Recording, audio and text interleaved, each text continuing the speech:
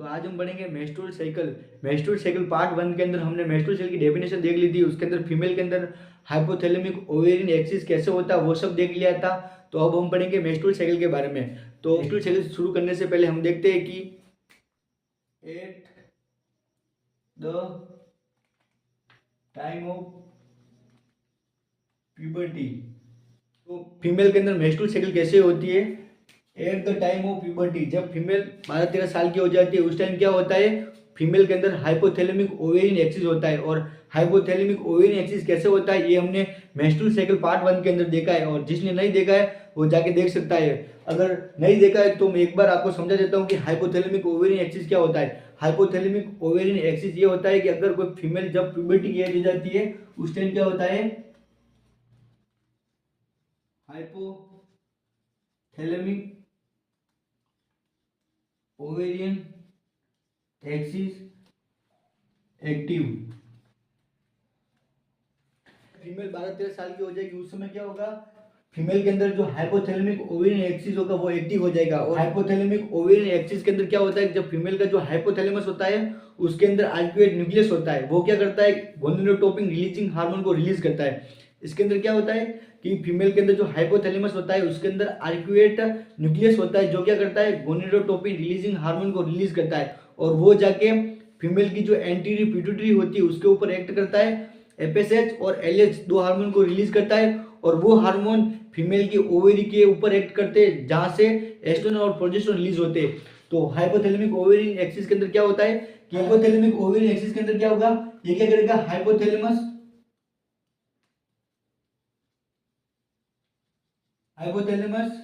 Release gonadotropin releasing hormone GNH. Hypothalamus क्या करेगा, hypothalamic ovarian axis के अंदर क्या करेगा, जो फीमेल का जो हाइपोथैलेमस होगा एट द प्यूबर्टी, जब 12-13 साल की हो जाएगी उस टाइम क्या करेगा, जो फीमेल का हाइपोथैलेमस होगा वो क्या करेगा, गोनाडोट्रोपिन रिलीजिंग हार्मोन को रिलीज करेगा। और ये क्या करेगा, एंटीरियर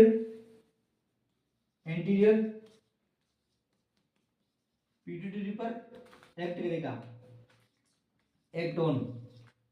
और यहां से क्या करेगा, दो हार्मोन को रिलीज करता है ये, एक करता है एफएसएच और एलएच। सबसे फर्स्ट कौन सा रिलीज करेगा, वो करेगा एफएसएच। सबसे फर्स्ट कौन सा करेगा, फर्स्ट रिलीज करेगा एफएसएच।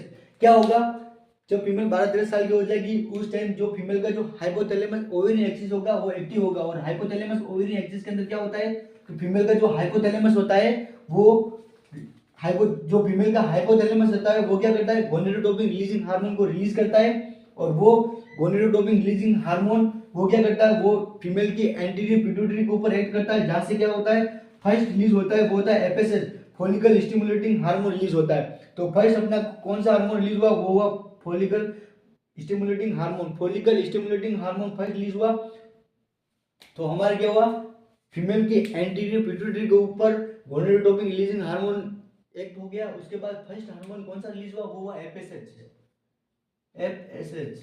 Follicle stimulating hormone. और ये एफएसएच क्या करेगा, उसके बाद ये जाएगा फीमेल की ओवेरी के ऊपर एक्ट करेगा, एक्ट ऑन ओवेरी के ऊपर एक्ट करेगा। एफएसएच क्या करेगा, फीमेल की जो ओवेरी होगी उसके ऊपर एक्ट करेगा, वहां से क्या करेगा, एफएसएच एंटीरियर पिट्यूटरी से रिलीज हो गया। उसके बाद फीमेल की ओवेरी के ऊपर एक्ट करेगा, और ओवेरी क्या करेगी, ओवेरी रिलीज करेगी एस्ट्रोजन। क्या करेगी, एस्ट्रोजन। हमने क्या पढ़ा था, मेंस्ट्रुअल साइकिल पार्ट 1 के अंदर भी पढ़ा था, और मैंने अभी जस्ट बताया भी था कि फीमेल का जो एफएसएच होता है वो एस्ट्रोजन को रिलीज करता है, और एलएच होता है वो क्या करता है, प्रोजेस्टेरोन को रिलीज करता है। तो सबसे पहले हमारा एंटीरियर पिट्यूटरी से क्या रिलीज हुआ, एफएसएच रिलीज हुआ, तो वो किसके ऊपर जाएगा, ओवेरी के ऊपर एक्ट करेगा। फिर ओवेरी क्या करेगी, जैसे ही एफएसएच एक्ट करेगा फीमेल की ओवेरी के ऊपर, तो ओवेरी क्या करेगी, एस्ट्रोजन को रिलीज कर देगी। उसके बाद क्या होगा, तो एफएसएच फीमेल की ओवेरी के ऊपर एक्ट करेगा, तो ओवेरी के ऊपर किस तरह एक्ट करेगा कि एस्ट्रोजन रिलीज होगा।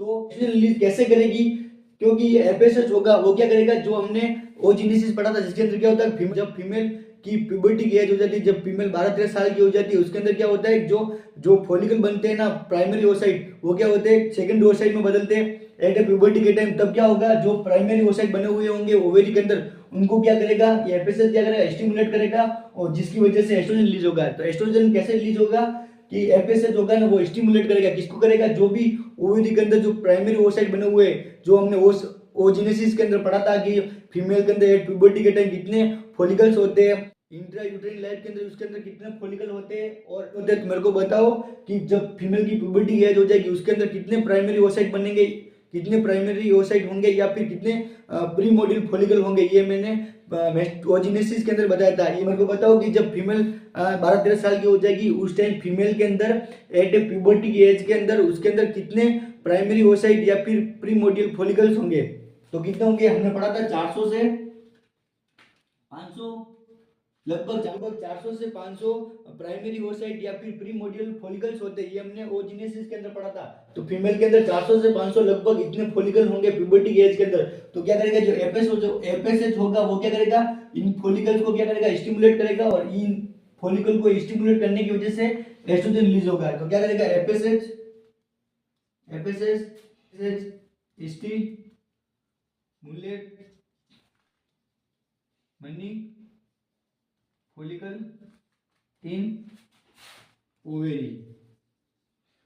एफएसएच क्या करेगा, जो ओवेरी के अंदर जो फॉलिकल बने हुए हैं फीमेल के एट प्यूबर्टी के टाइम, जब वो 400 से 500 लगभग फॉलिकल्स होते हैं जो एट द प्यूबर्टी की एज के अंदर फीमेल के अंदर फॉलिकल्स बनते हैं, तो उन फॉलिकल को क्या करेगा, एफएसएच क्या करेगा, उनको स्टिमुलेट करेगा, जिसकी वजह से क्या होगा कि ओवेरी के अंदर एस्ट्रोजन रिलीज होगा। इसकी वजह से क्या होगा, फ्रॉम फॉलिकल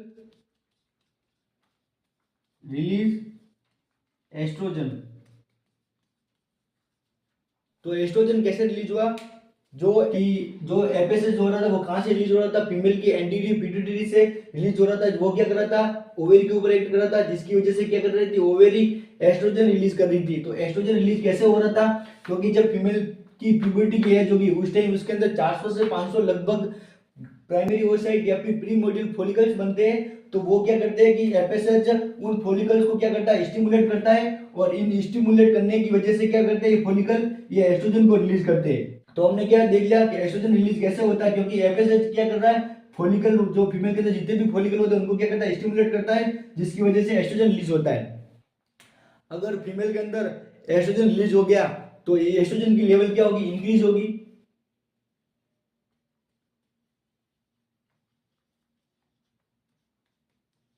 अगर एफएसएच फॉलिकल को स्टिमुलेट कर रहा है, इतने सारे फॉलिकल को स्टिमुलेट कर रहा है, तो एस्ट्रोजन की लेवल बढ़ती जाएगी।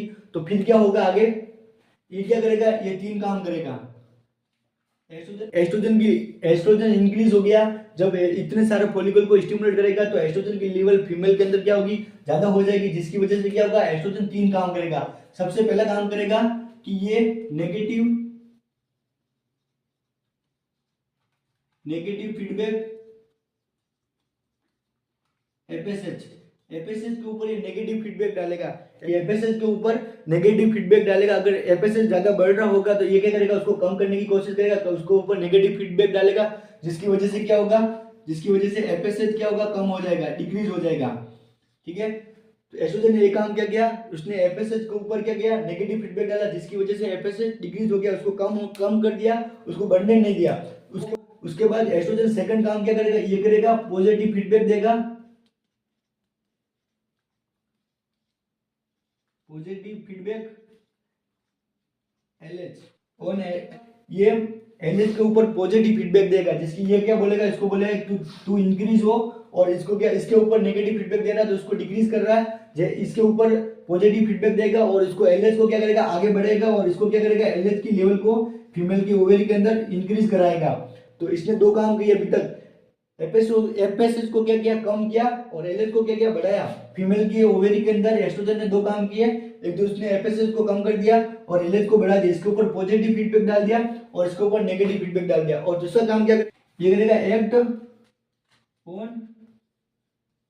एंडोमेट्रियम, जो फीमेल की जो इनर मोस्ट यूट्रस की जो इनर मोस्ट लेयर होगी उसके ऊपर एक्ट करेगा, और उसको क्या करेगा, उसकी ग्रोथ करवाएगा, या फिर इसको बोल सकते हैं इट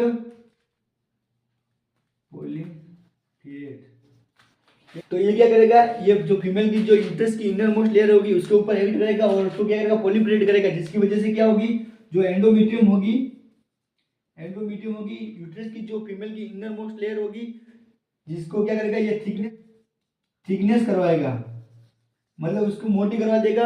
हमने वेस्टिबुलर की ब्लीडिंग होती है वो किसकी वजह से होती है, वो होती है एंडोमेट्रियम की शेडिंग होने की वजह से। शेडिंग कैसे होती है वो देखेंगे। तो एस्ट्रोजन सबसे पहले क्या काम कर दिया फीमेल के अंदर, उसने एंडोमेट्रियम की जो लेयर थी उसको क्या करेगा, थिकनेस करवा दिया, उसको मोटा करवा दिया, उसकी ग्रोथ करवा दी। तो एस्ट्रोजन ने 3 काम करवा दिए, एफएसएस को कम कर दिया, उसके ऊपर नेगेटिव फीडबैक डाल दिया कि तू कम हो, ऊपर पॉजिटिव फीडबैक डाल दिया कि उसको इंक्रीज करा दिया। और तीसरा काम क्या किया, उसने एंडोमेट्रियम के ऊपर एक्ट किया। एस्ट्रोजन ने जो ओवरी से रिलीज हो रहा था उसने एंडोमेट्रियम के ऊपर एक्ट किया, उसको प्रोलिफरेट करवाया, जिसकी वजह से जो एंडोमेट्रियम की जो फीमेल की यूट्रस की इनर मोस्ट लेयर थी उसका थिकनेस करवा दिया, उसको मोटी करवा दिया, उसकी ग्रोथ करवा दिया। तो 3 काम देख लिए हमने कि एस्ट्रोजन के क्या क्या काम करवाए। हो सके तो तुम ये सब वापस लिखते जाओ अपनी नोटबुक के अंदर, समझने में आसानी हो। एफएसएस एस्ट्रोजन ने 3 काम करवाए थे, एक तो एफएसएस को कम कर रहा था, एक एलएच को इंक्रीज कर रहा था, बढ़ा रहा था, और एक रहा था जो थर्ड था वो था एंडोमेट्रियम को थिकनेस कर रहा था, उसको मोटी कर रहा था। एफएसएच कम होने से क्या होगा, एफएसएच कम होने से क्या होगा, ये क्या कर रहा था कि फॉलिकल को स्टिमुलेट कर रहा था। अगर ये कम होने लग गया तो फिर फॉलिकल को स्टिमुलेट कौन करेगा, और जितने फॉलिकल थे फॉलिकल होंगे वो क्या करेंगे, वो डाई हो जाएंगे, मर जाएंगे। उसके बाद जो एक फॉलिकल बचेगा जिसको हम क्या बोलेंगे, dominant follicle, follicle die except one dominant follicle. इससे क्या होगा, एफएसएच कम होगा, उसकी वजह से क्या होगा, जितने भी फॉलिकल थे वो सब डाई हो जाएंगे, लेकिन एक फॉलिकल बचेगा जिसको क्या बोलेंगे हम, डोमिनेंट फॉलिकल, जो आगे जाएगा। ज्यादा एस्ट्रोजन ज्यादा बढ़ रहा था तो जिसकी वजह एस्ट्रोजन ज्यादा इंक्रीज हो रहा था, तो वो जितना एस्ट्रोजन इंक्रीज हो रहा था उतना ही एलएच को इंक्रीज करेगा। तो एलएच क्या होगा, सडनली ज्यादा इंक्रीज हो जाएगा। एलएच क्या होगा, एलएच ज्यादा ही सडन एलएच क्या हुआ, इंक्रीज हो गया, सडनली इंक्रीज हो गया, जिसकी वजह से क्या हुआ, एस्ट्रोजन जितना ज्यादा इंक्रीज होगा उतना ही एलएच इंक्रीज होगा, और ये क्या होगा, एकदम इंक्रीज हो जाएगा, जिसको क्या बोलेंगे हम, सडनली इंक्रीज। और इसको बोलेंगे हम इसको बोलेंगे एलएच सर्ज। एलएच सर्ज क्यों बोल रहे, एलएच सर्ज क्यों बोल रहे, जिसको क्या बोले एलएच सर्ज। एलएच सर्ज क्यों बोल रहे हैं, क्योंकि सडनली एकदम एलएच क्या हो रहा है, इंक्रीज हो रहा है, एस्ट्रोजन ज्यादा इंक्रीज हो रहा है, तो इसके ऊपर पॉजिटिव फीडबैक डाल रहा है, जिसकी वजह से क्या हो रहा है, एस्ट्रोजन ज्यादा इंक्रीज हो रहा है, एकदम इंक्रीज हो रहा है। तो एकदम सडनली इंक्रीज एलएच अगर सडनली इंक्रीज होगा तो उसको हम क्या बोलेंगे, एलएच सर्ज। ठीक है, देख लिया कि एफएसएच कम हो रहा है, जिसकी वजह से जितने फॉलिकल थे वो सब डाई हो जाएंगे, और उसके अंदर एक फॉलिकल बचेगा जिसको क्या बोलेंगे हम, डोमिनेंट फॉलिकल। ठीक है, उसके बाद एलएच होगा, वो क्या करेगा, इंक्रीज हो जाएगा, ये एलएच क्या करेगा, एलएच सडनली इंक्रीज हो जाएगा, जिसको क्या बोलेंगे हम, एलएच सर्ज। ये यहां तक देख लिया। जो एलएच इंक्रीज हुआ था सडनली, या फिर एलएच सर्ज हुआ था, एलएच सर्ज हुआ था, तो एलएच इंक्रीज हो गया, सर्ज हो गया, तो यहाँ में देख लिया। उसके बाद क्या होता है कि जब फीमेल के अंदर जब प्यूबर्टी की एज होती है, हमने स्टार्टिंग में देखा था कि सब कुछ प्यूबर्टी की एज के अंदर जब पीरियड स्टार्ट होंगे, मेंस्ट्रुअल साइकिल तब स्टार्ट होगी। तो प्यूबर्टी की एज के अंदर जो फीमेल के अंदर जो प्राइमरी ओसाइट होते हैं, जो मियोसिस फर्स्ट होता है वो पूरा कंप्लीट नहीं होता, सेकंड ओसाइट में नहीं बदलता है। तो सेकंड ओसाइट में कब बदलेंगे, जो प्राइमरी ओसाइट सेकंड ओसाइट में कब बदलेगा, मियोसिस फर्स्ट कब कंप्लीट होगा, मियोसिस फर्स्ट कब कंप्लीट होगा, जब एलएच सर्ज होगा। और इसकी वजह से मियोसिस जो प्यूबर्टी की एज के अंदर जो मियोसिस फर्स्ट था वो अरेस्ट हो चुका था, वो क्या होगा, कंप्लीट होगा। मियोसिस फर्स्ट होगा वो प्रोसेस कंप्लीट हो जाएगी, जिसकी वजह से जो प्राइमरी ओसाइट होगा ना वो सेकंडरी ओसाइट में कन्वर्ट हो जाएगा, और किसी वजह से होगा, वो एलएच सर्ज की वजह से। अब जब प्यूबर्टी की एज होगी फीमेल की, जब उसके अंदर प्राइमरी ओसाइट बन चुके थे, अब वो सेकंडरी ओसाइट में कब बदल रहे हैं, जब फीमेल प्यूबर्टी की एज हो रही है 12-13 साल की हो रही है, और किसकी वजह से हो रहा है, जब एलएच हार्मोन की वजह से, जब एलएच इंक्रीज हो रहा है तो वो प्राइमरी ओसाइट को सेकंडरी ओसाइट में कन्वर्ट कर रहा है। तो इसकी वजह से क्या होगा, फीमेल के अंदर जो मियोसिस था, मियोसिस फर्स्ट था, जो मियोसिस फर्स्ट अरेस्ट हो चुका था वो क्या होगा, वो मियोसिस फर्स्ट था जो अरेस्ट हो चुका था वो कंप्लीट होगा, जो और प्राइमरी ओसाइट होंगे वो सेकंडरी ओसाइट में बदल जाएंगे। First complete complete and primary oocyte converted to secondary oocyte. तो एलएच ने क्या किया, प्राइमरी ओसाइट थे उनको सेकेंडरी ओसाइट के अंदर कन्वर्ट कर दिया। इसको क्या बोल रहे हैं हम, ओव्यूलेशन। हमने यही तो पढ़ा था, ओव्यूलेशन क्या होता है, जब प्राइमरी ओसाइट से सेकेंडरी ओसाइट बन जाते हैं और मेस्टोसाइकिल स्टार्ट हो जाती है, उसको क्या बोलते हैं, ओव्यूलेशन। तो यहाँ तक हमने क्या देख लिया, एलएच सर्च हो गया, और एलएच सर्च होने की वजह से क्या हुआ, सडनली जो मियोसिस फर्स्ट था फीमेल का जो अरेस्ट हो चुका था, कंप्लीट नहीं हुआ था, वो प्यूबर्टी के एज के अंदर जब प्राइमरी ओसाइट सेकेंडरी ओसाइट के अंदर कन्वर्ट हो गए, उसकी अब क्या हुआ, जब ये कन्वर्ट होंगे, प्राइमरी ओसाइट सेकेंडरी ओसाइट के अंदर कन्वर्ट हो गया। अब मेरे को बताओ कि जब प्राइमरी ओसाइट सेकेंडरी ओसाइट के अंदर कन्वर्ट होगा तो प्राइमरी ओसाइट होंगे वो कौन से स्ट्रक्चर के अंदर होंगे, फीमेल के अंदर, एट प्यूबर्टी के अंदर। प्राइमरी ओसाइट क्या थे, ये प्राइमरी ओसाइट था, और इसके चारों ओर क्या था, फोलिकुलर सेल थी, कौन सी थी, ओवेरी की। जब प्राइमरी ओसाइट फीमेल की ओवेरी के अंदर होंगे तो उसके चारों ओर क्या होगी, ग्राफिकल तो उसके चारों ओर क्या होगी, फोलिकुलर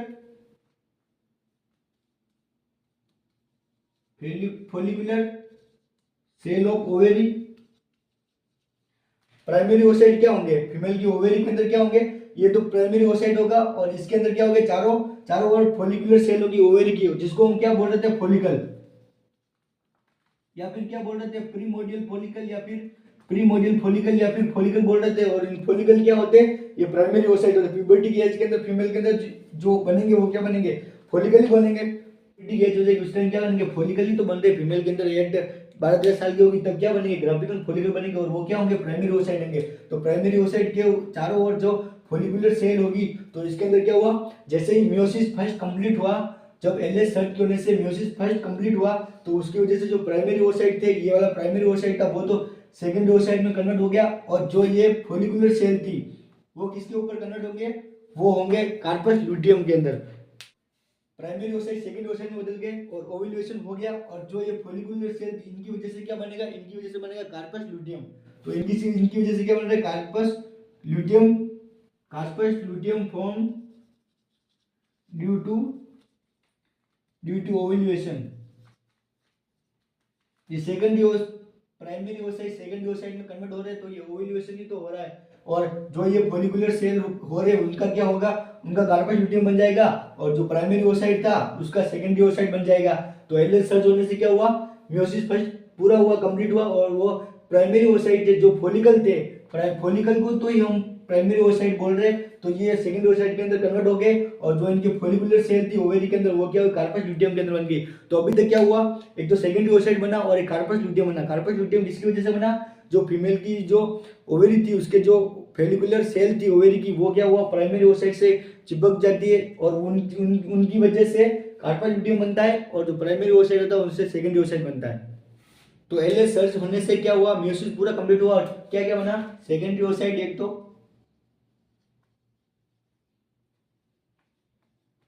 सेकेंडरी ओसाइट प्लस क्या बना, कार्पस लुटियम। ठीक है, दो चीजें बन गई, एक तो सेकेंडरी ओसाइट बन गया, कार्पस लुटियम बन गया, किसकी वजह से, एलएच सर्च की होने की वजह से। एलएच सर्च हुआ तो क्या हुआ, मियोसिस पूरा हुआ, प्राइमरी ओसाइट थे उससे सेकेंडरी ओसाइट बन गया, और जो प्राइमरी ओसाइट के जो चारों ओर फोलिकुलर सेल थी ओवेरी की, उसकी वजह से कार्पस लुटियम बन गया। तो कार्पस लुटियम क्या हो रहा था, एक तो सेकेंडरी ओसाइट बन रहा है और कार्पस लुटियम बन रहा है। तो प्राइमरी ओसाइट थे उसके चारों ओर क्या थे, फीमेल की ओवेरी की फोलिकुलर सेल थी, तो बहुत सारी फीमेल की ओवेरी की फोलिकुलर सेल होगी, तो जिसकी वजह से क्या होगा, कार्पस लुटियम इंक्रीज हो जाएगा, ज्यादा हो जाएगा, प्राइमरी ओसाइट से सेकेंडरी ओसाइट बन जाएगा, और जो फोलिकुलर सेल थी बहुत सारी फोलिकुलर सेल चिपक जाती है, जिसकी वजह से क्या होगा, कार्पस लुटियम इंक्रीज हो जाएगा। तो कार्पस लुटियम क्या होगा, इंक्रीज इन साइज, जो कार्पस लुटियम बना वो उनके क्या होगा, साइज के अंदर क्या होगा, इंक्रीज हो जाएगा। और मैक्सिमम साइज कब होता है, जब आफ्टर ओव्यूलेशन 8 डे के बाद, जब ओव्यूलेशन हो जाता है उसके 8 दिन के बाद कार्पस लुटियम का साइज सबसे ज्यादा मैक्सिमम होता है। तो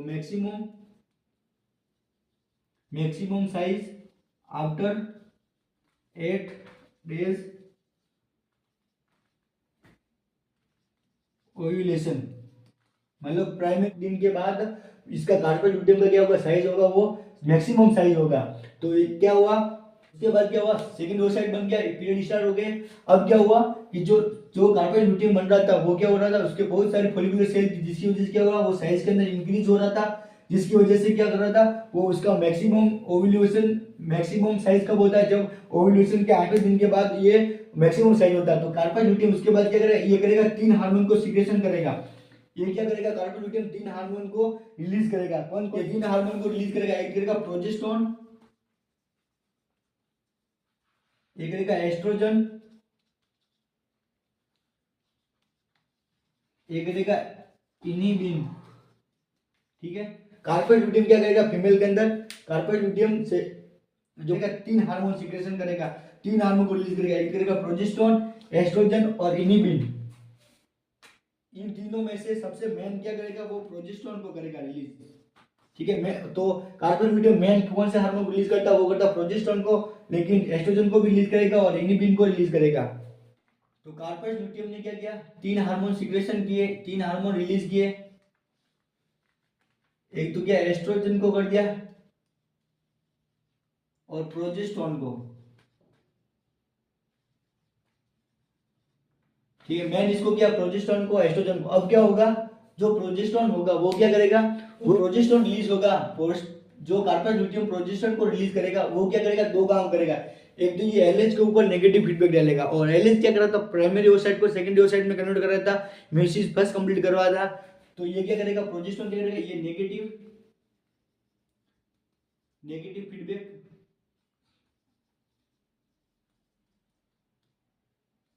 एलएच के ऊपर नेगेटिव फीडबैक है, जिसकी वजह से क्या होगा? एलएच क्या होगा? डिक्रीज हो जाएगा, कम हो जाएगा।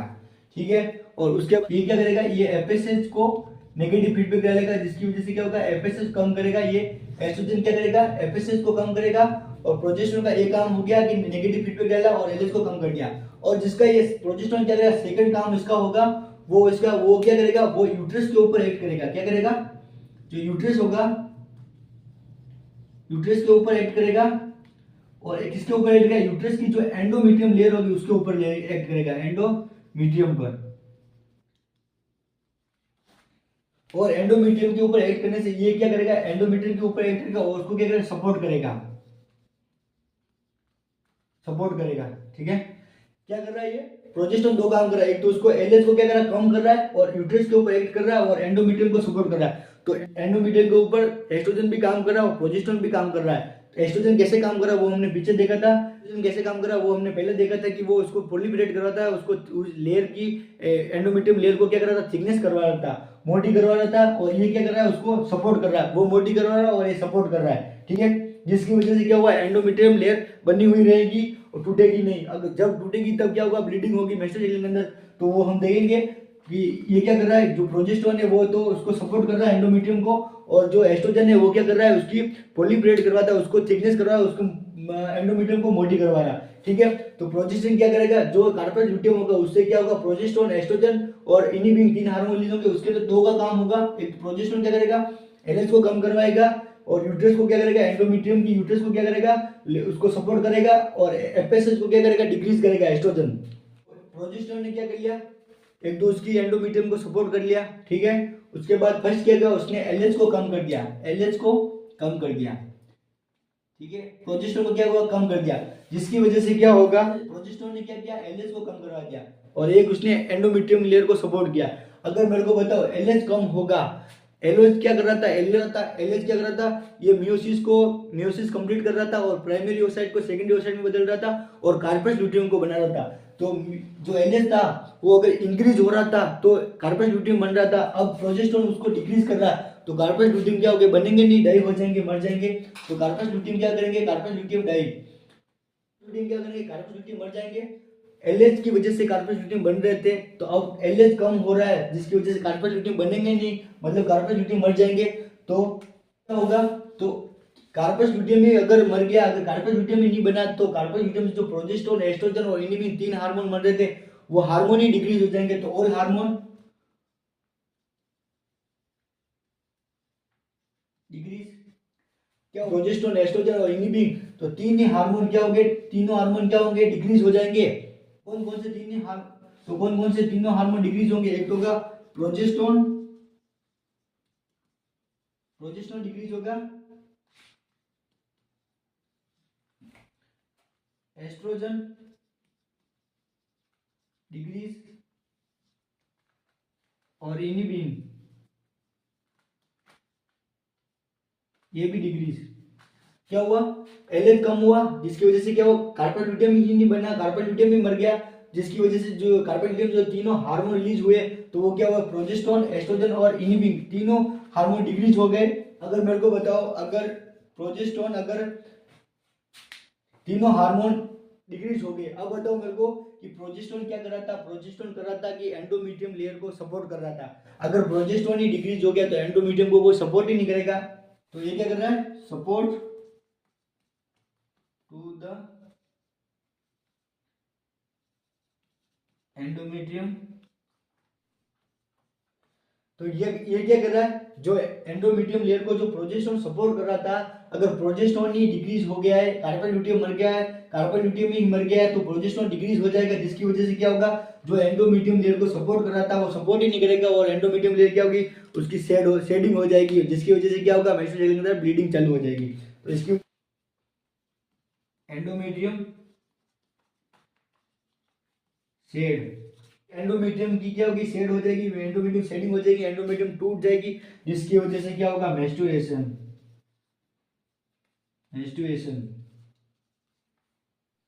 ठीक है, तो प्रोजेस्टेरोन की लेवल डिक्रीज होगी, जिसकी वजह से क्या हुआ, जो एंडोमेट्रियम को, जो प्रोजेस्टेरोन एंडोमेट्रियम को सपोर्ट कर रहा था, अगर प्रोजेस्टेरोन ही कम हो गया तो एंडोमेट्रियम को सपोर्ट ही नहीं करेगा, जिसकी वजह से क्या होगी, एंडोमेट्रियम की शेडिंग हो जाएगी और मेंस्ट्रुएशन स्टार्ट हो जाएगा, फीमेल के अंदर मेंस्ट्रुएशन होने लग गया तो फीमेल के अंदर मेंस्ट्रुएशन होने लग जाएगा, तो फीमेल के अंदर मेंस्ट्रुएशन और मेंस्ट्रुएशन के अंदर ब्लीडिंग चालू हो जाएगी। एस्ट्रोजन इंक्रीज हो रहा था तो वो नेगेटिव फीडबैक डाल रहा था कि एफएसएच को कम कर रहा था, अगर एस्ट्रोजन ही कम हो गया तो वापस एफएसएच क्या होगा, एफएसएच होगा वो इंक्रीज होने लग जाएगा और एफएसएच इंक्रीज होगा तो वो क्या करेगा, वापस फॉलिकल के ऊपर जाएगा और फॉलिकल को क्या स्टिमुलेट करेगा वापस, और फिर क्या होगी, न्यू साइकिल स्टार्ट हो जाएगी, न्यू साइकिल। क्या हुआ, डिक्रीज हुआ, डिक्रीज होने से क्या हुआ, अगर एस्ट्रोजन डिक्रीज हो रहा तो ये क्या कर रहा था, नेगेटिव फीडबैक डाल रहा था, अब क्या करेगा ये, अगर एस्ट्रोजन ही कम हो गया तो ये क्या करेगा, एफएसएच को पॉजिटिव फीडबैक डालने लग जाएगा, जिसकी वजह से क्या होगा, एफएसएच होगा वो इंक्रीज हो जाएगा और ये वापस ओवरी को प्रोटेक्ट करेगा और फॉलिकल को वो स्टिमुलेट करेगा और वापस न्यू साइकिल स्टार्ट हो जाएगी। तो हमने अभी तक देख लिया कि न्यू साइकिल वापस स्टार्ट कैसे होगी और मेंस्ट्रुएशन पीरियड कैसे स्टार्ट होगी। ये साइकिल जैसे ही मेंस्ट्रुएशन हुआ उसके बाद में क्या हुआ, एस्ट्रोजन कम हो गया, एफएसएच वापस इंक्रीज हो जाएगा और ये क्या करेगा, फॉलिकल को स्टिमुलेट करने लग जाएगा और न्यू साइकिल वापस स्टार्ट हो जाएगी। तो मेंस्ट्रुअल साइकिल अच्छे से समझ में आई हो तो वीडियो को लाइक शेयर कमेंट, चैनल को सब्सक्राइब कर दो और इसका पार्ट 3 भी आएगा मेंस्ट्रुअल